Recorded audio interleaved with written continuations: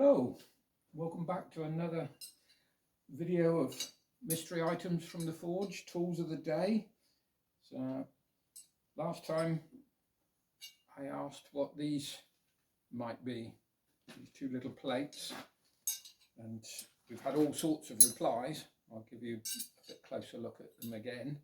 I've cleaned them up since last time, so you can see a little more detail on them now and the slight subtle differences in them.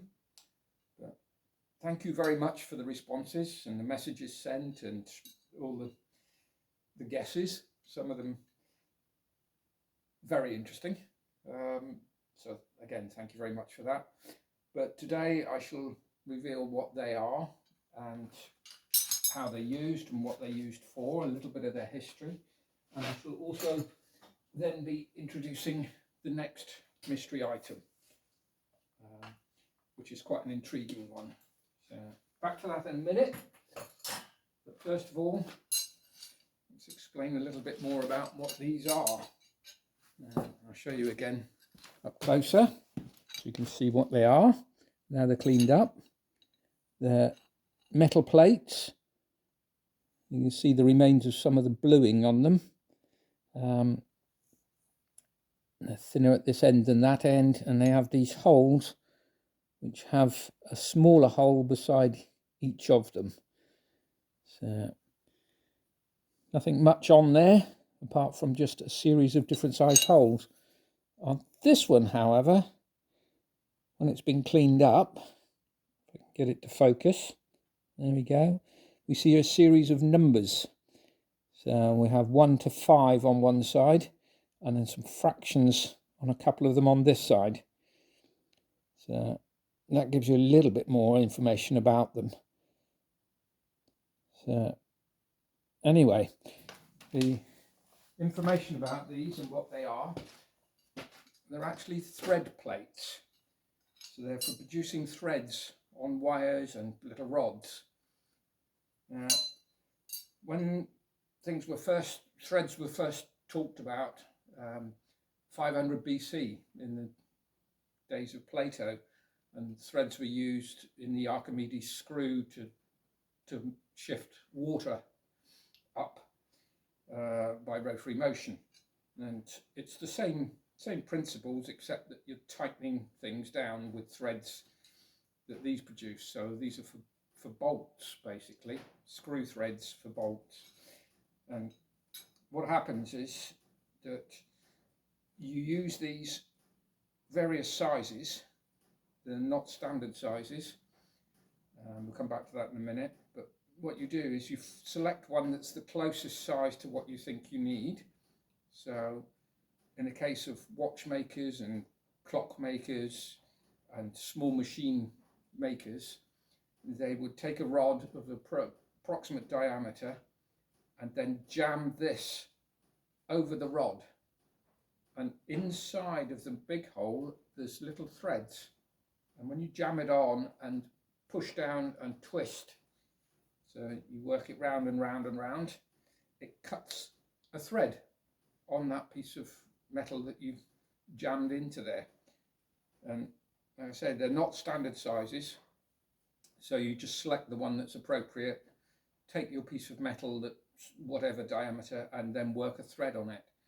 Now, to make the opposite size thread, to fit the bolt that you're making here, you actually make a bolt and then cut 2 little flutes or 3 or 4 flutes in it and use that to thread the other side of this to make a good fit between the two.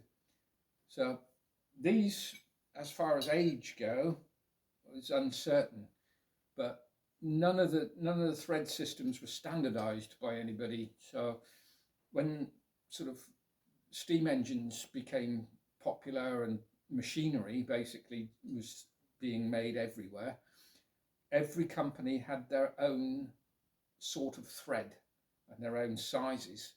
So the threads from one machine, the bolts from one machine wouldn't fit another. So in 1841, Joseph Whitworth decided to standardize the bolts and produce a series of bolts to fit all machines. So they were widely adopted, and by 1860s they became the standard threads that machines used. So there are still some machines around. I've got several here that have got Whitworth threads on them. They're slightly different to the modern ones now.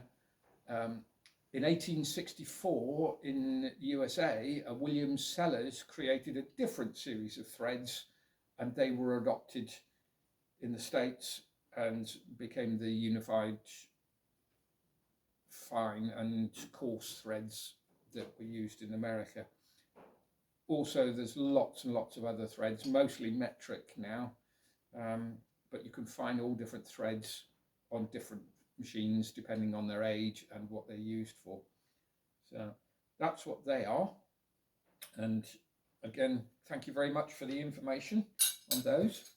That was very helpful. I don't know the age of these, but they're probably pre the Whitworth standardization, because there's no reference to any type of thread on them. So on to the next mystery item from the forge, which is this, which is quite an intriguing machine. There are some plates on it which I won't show in detail, so we can't get people googling what they might be. It has a handle on the side here that rotates an arm on the top. And that, in turn, when it reaches a point, rotates this main drum here. Now, on the side here, there's a little brass plate, and every time that goes round, it moves it on an increment. And there's several different increments on this. You can set it where you want, and then it will just keep winding. Now, on the top, there's this contraption here, which has got various holes in, and it's missing a couple of little bits off of it. There's the remains of them here. There's a spring that's missing. Also on here, on this central piece, there's lots of little grooves, and there's things missing from in here as well, which we'll get to when we explain what it actually does. So underneath it has these two little thumb screws, and they hold this on to a surface, so a desk or a bench of some sort, so it can be worked without it moving around. So it's quite hard to hold it in position whilst working it. But I'm sure there'll be lots of interest in this one and lots of guesses as to what it might be. It is an intriguing thing. They do have a fantastic history, and something that was quite commonplace some time ago, but now very few people know of their existence, although there is, like a lot of these things, a resurgence in their use, and people are now reusing these. So if you have any guess, any clue as to what it might be, or what it does, or the age, or the manufacturer of them, the history of them at all, please leave comments, whether it be their guesses or informed knowledge. So I would look forward to hearing all your guesses.